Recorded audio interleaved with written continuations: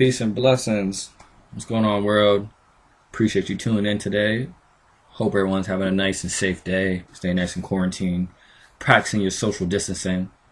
Alright, so this week, I have a very dope and interesting episode in store. Have an important topic in which I want to discuss with y'all today. And that is accountability. Now, I know for some, this could be a topic in which you hear about on a daily basis and try to practice in your life. And for others, this may be a foreign concept in which you're not familiar with. So in life, we all go through ups and downs. Sometimes things work out, sometimes things don't work out. And through those, positives and negatives, you always have to stay balanced and figure out how you keep moving as a person and as an individual, right? And it's very easy, I think, in the negative and when things don't work out to just kind of blame others or blame the situation or just don't see any light in it at the end of the tunnel for it.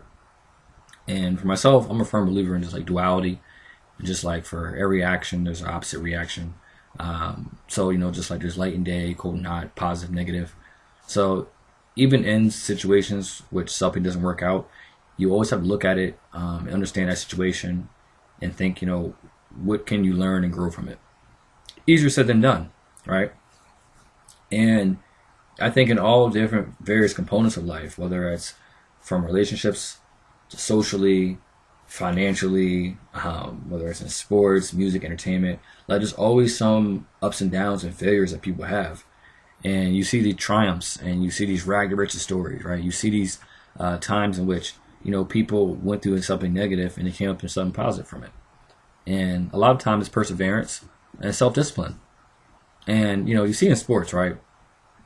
I see a lot of times that people lack accountability. For myself, I used to coach basketball. And, at times, we may have a game, right, where it comes down to the last minute of the game and a ref makes a really bad call and other team ends up winning by 1 or 2 points, right? And after the game, it's really easy for all of us to be angry and mad, right? And want to blame the refs or blame other people on our team for something that happened. And it's like, okay, yes, we can blame the refs for that situation. But at the same time, I look at the box score and it's like, oh, well, we also missed like 12 free throws and we had like 8 turnovers. So it's like, all right, well, those things definitely also led to us possibly losing the game as well. So meaning that like in life, right, even in times where it's easy to blame someone else for something happening, you always contribute somehow to a situation. Now, again, I think with ego, I think with human emotion, we at times cannot see any positive and a negative. When emotion outweighs logic, right, and outweighs rationale, and outweighs, our clarity and free of thought, we don't see that. And I think that's why a lot of people honestly get trapped in a box and we get kind of, caught in this circle of just playing the blame game. And especially I see it like with relationships, which I think is a big component where accountability needs to be needed, and which I think is lacking in today's society for sure, on both sides, men and women. And it's like relationships, we all go through ups and downs of relationships. We all go through great and positive times of love and prosperity. And we may go through times of negative heartbreak and just like tension and anxiety and depression and stuff that comes along with it. And what I've learned through trial and error and personal growth, it's like, look, I've been in plenty of situationships and relationships and, all of them, I'm single now, so they all haven't necessarily worked out. But it's like learning from them and seeing how, at me as a person, why did something happen? It's real easy to look at and blame the other person and say, well, they did X, Y, and Z. That's why this happened. That's their fault. And just, hold on to that anger and that rage and that resentment. But honestly, you don't really grow as a person doing that. You have to look at, things that you had contributed to this relationship. It's a two-way street. And seeing what actions I did or things I didn't do, seeing what red flags I ignored, seeing things I might put up with, or seeing different actions of which I did, which caused something else to happen. And you really, again, you gotta like really humble yourself and let the ego come down and understand, okay, yes, this might have happened because I did this. Or maybe I could have done this differently. Or maybe I should have put my foot down about X, Y, and Z. And, because I feel a lot of people don't learn from relationships and they get into another one and they have this build up like trauma or build up toxic aspects about them and it's not addressed, it's not healed, and then they get the same results. And people get in relationships in and out and consistently get some of the same results. And they don't ever step back and think, well, there's a common variable in this, and that's you yourself as a person. You're harboring a lot of different emotions and things from something that might have happened to you, but we never address it. We don't take accountability for those actions. You don't grow as that person as a whole. And even if it's not initially your fault, maybe if you are traumatized, maybe subconsciously it's happening, you're not addressing it. You're not taking time to look back on these situations and seeing that, yes, you contributed some way to it. People are too scared to be vulnerable and let their guard down. And we get in this kind of tit for tat situation where no one's really, everybody's trying to like one up each other in some aspect. And it's like, that's not healthy. That's not how stuff should be. And again, like stepping back and having accountability for your actions and seeing that you have to learn from these things and grow as a person and an individual. Because as long as like someone else or situation can cause you so much anger and emotion, right? They have control over you. And when they have control over you, you're not moving fully as a person. So it's like when you have that accountability and you're taking control, then immediately they lose control over you. You know what I mean? You understand that, yes, you might be a bad person. It may be, I never want to talk to you again. But I'm not saying that has to change at all. But I am saying maybe how you feel about a situation as a whole, you yourself feel empowered from it now, knowing, okay, you know what? This stuff is never going to happen to me again because I recognize that and I'm never going to feel that again. I'll maximize myself and be a positive person. So it's accountability. It goes a long way. It's a big component of relationships where I think is definitely lacking, and something in which dialogue and communication is also a very large aspect to this as well. And just, being conscious of that.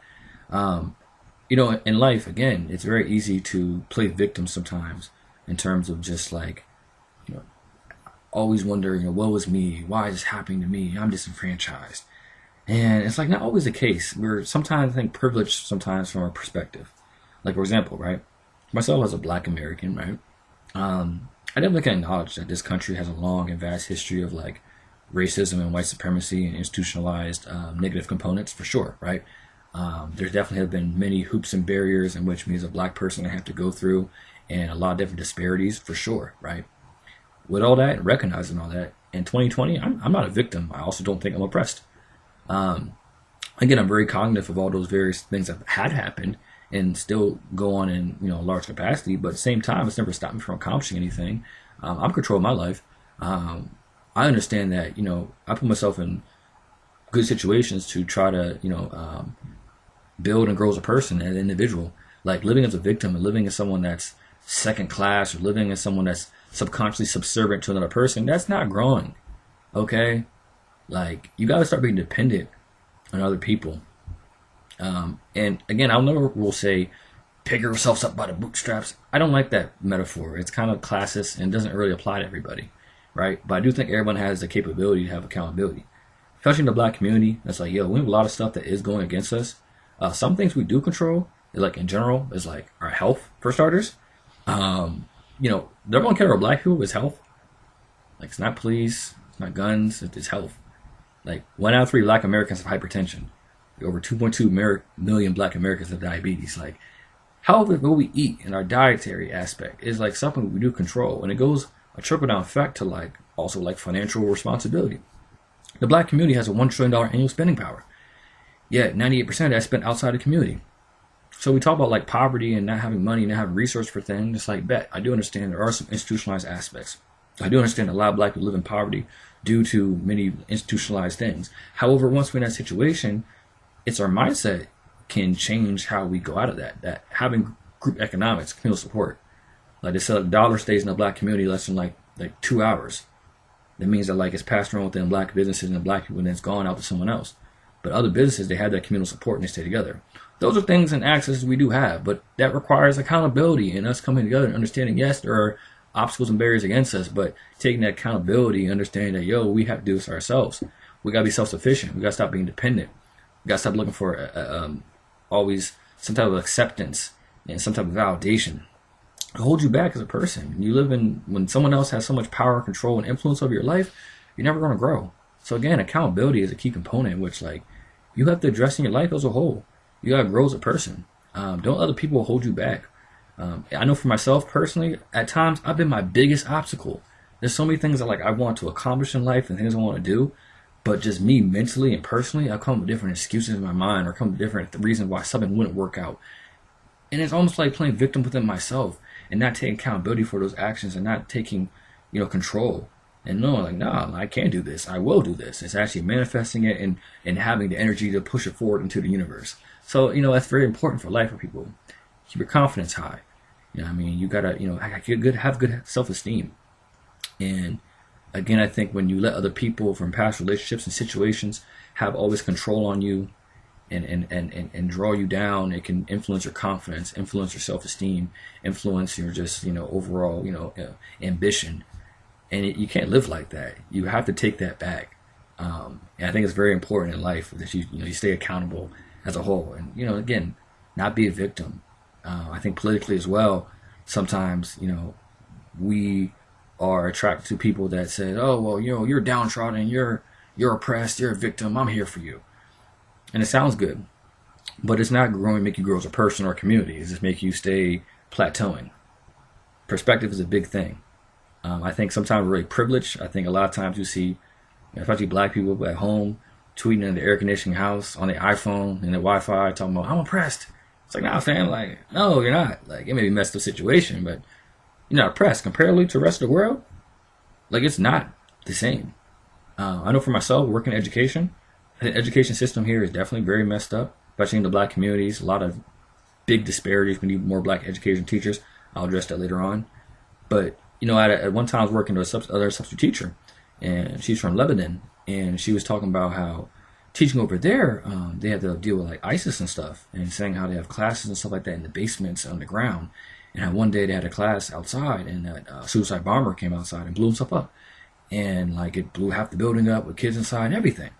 And this was like a Wednesday, and it's crazy in that situation. Because for myself, I was looking at it, well, look, it's messed up here. Yeah, we have lack access to the resources and books, and we maybe don't have great teachers and stuff like that. But at the end of the day, we don't gotta worry about like us literally getting blown up going to a school, or us literally like had to worry about your life where I live leaving to today.